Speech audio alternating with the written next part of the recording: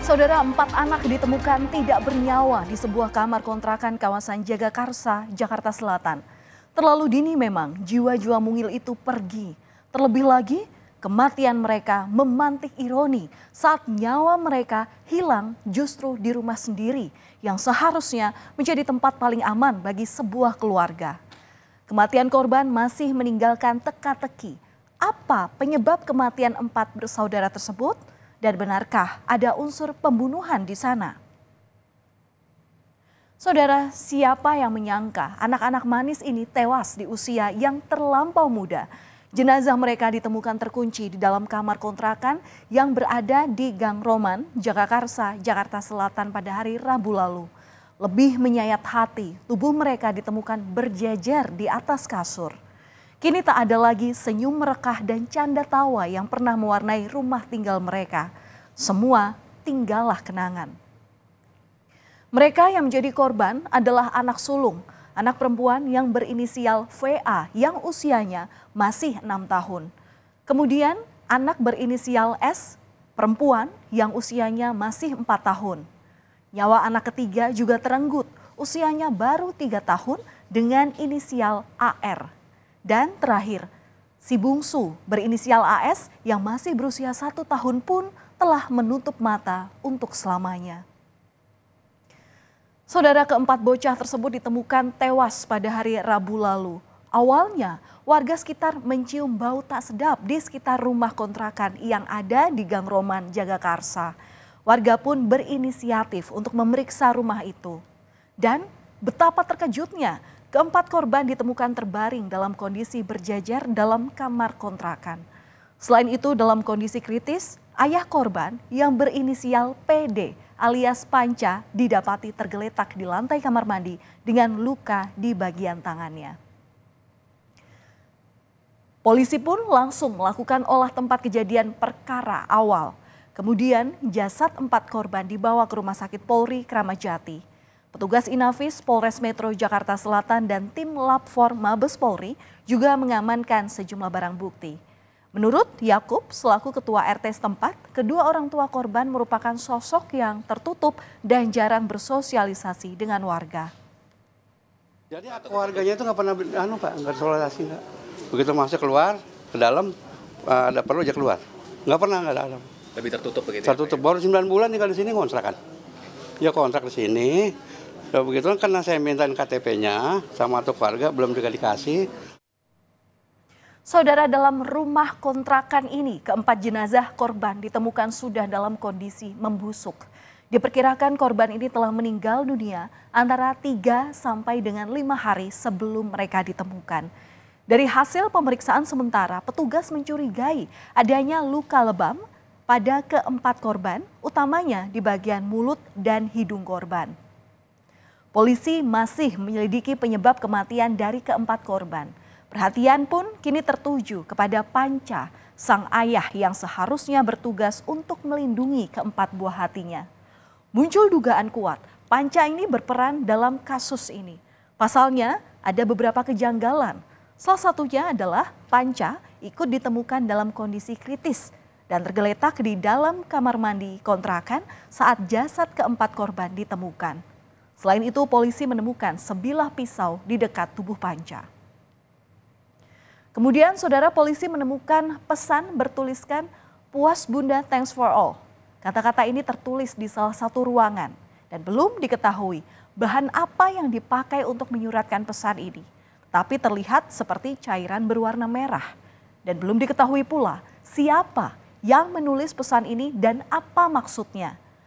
Secara intensif menyelidiki kasus ini, polisi telah memeriksa 5 saksi. Di antaranya merupakan keluarga ayah korban, keluarga dari ibu korban, dan tetangga sekitar. Kami sudah meningkatkan penyelidikan kasus ini ke tahap penyidikan. Karena kami menemukan adanya dugaan tindak pidana dari peristiwa yang terjadi.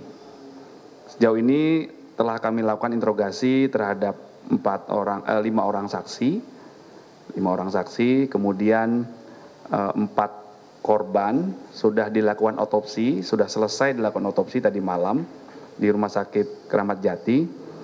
Kemudian kami masih menunggu hasilnya. Sementara itu, saudara, ayah korban yang kini dirawat di Rumah Sakit Polri Kramat Jati, kondisinya sudah mulai membaik. Sebelumnya, Panca sempat dirawat di Rumah Sakit Aulia Jagakarsa, Jakarta Selatan untuk mendapatkan pertolongan pertama usai menderita pendarahan. Panca sudah diperiksa oleh tim penyidik Polres Jakarta Selatan. Namun meski begitu, pemeriksaan dilakukan secara bertahap sambil memantau perkembangan kondisi dari Panca. Saudara, sebelum peristiwa berdarah ini terungkap, ternyata Panca telah dilaporkan atas kasus dugaan kekerasan dalam rumah tangga atau KDRT terhadap istrinya berinisial D. Kakak korban yang melayangkan laporan tersebut pada Sabtu lalu sudah diperiksa sebagai saksi. Sedangkan Panca dan istrinya sama-sama belum diperiksa. Menurut polisi, Panca beralasan harus menjaga keempat anaknya saat akan dimintai keterangan. Sementara istri berinisial D ini masih harus dirawat di rumah sakit imbas dari kekerasan itu. Tetangga korban juga sempat mengungkap adanya dugaan KDRT. Jurnalis Kompas TV Mario Sarong sempat bertemu tetangga yang mengaku kenal dekat dengan ayah korban. KDRT berantem ya kan, dari mulai jam 6 pagi tuh saya. Iya. Gitu. Berantem sampai orang tuanya datang ya kan, adiknya datang. Iya. Tapi adiknya sendiri mau ini dihajar juga kan gitu. Oh, mau dipukul juga? Adiknya? Adiknya. Jadi bukan hanya istrinya? Bukan istrinya, adiknya sempat melarahin. Adiknya siapa? Adiknya? Adik si perempuan. Adik si istri perempuan? Oke. Mau melarahin ya kan. Iya. Sempat dipukul juga sama saya. Pukul tendang gitu kabar itu ya. Iya. Nah, gitu. Kayak gitu udah. Tapi dilerai akhirnya? Tidak jadi?